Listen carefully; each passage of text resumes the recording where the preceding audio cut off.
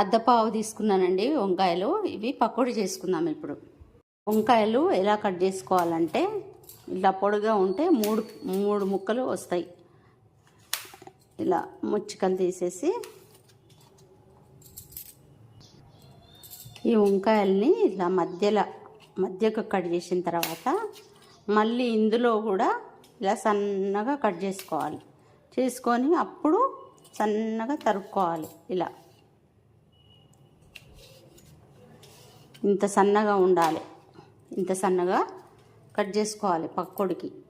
ముందుగానైతే cut చేసుకునే ముందు శుభ్రంగా వంకాయలని కడుక్కొని ఈ విధంగా కట్ చేసుకోవాలి. ఇప్పుడు కొన్ని నీళ్ళు తీసుకొని ఇందులో కొంచెం పసుపు, కొంచెం ఉప్పు వేసుకొని ఈ కట్ చేసుకున్న ముక్కలన్నీ నీళ్ళల్లో, ఈ పసుపు ఉప్పు నీళ్ళల్లో వేసుకొని పెట్టుకోవాలి. ఈ నీళ్ళల్లో నుండి అన్నీ తీసి గిన్నెలోకి వేసుకోవాలి. ముందుగా 4 చెంచాల శనగపిండి, 4 చెంచాల బియ్యం పిండి, ఉప్పు తగినంత, కారం తగినంత, అల్లం వెల్లిపాయ పేస్టు కొంచెం, 2 మిరపకాయలు చీల్చి వేసుకోవాలి. చీల్చి కొంచెం ధనియాల పొడి, కొంచెం కరివేపాకు, వేయించి పొడి చేసుకున్న జీలకర్ర పొడి, కొంచెం పసుపు, కొంచెం కొత్తిమీర తరుగు. ఇప్పుడు ఈ వంకాయ బజ్జీ చేసుకోవడానికి ఇదంతా శుభ్రంగా మంచిగా కలుపుకోవాలి.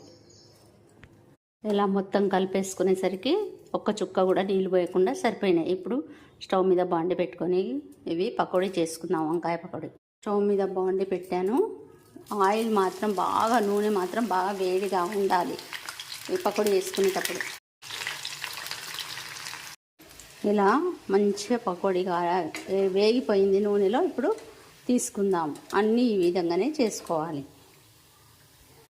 వంకాయ పకోడీ రెడీ అయిపోయిందండి. మీరు కూడా చేసుకోండి.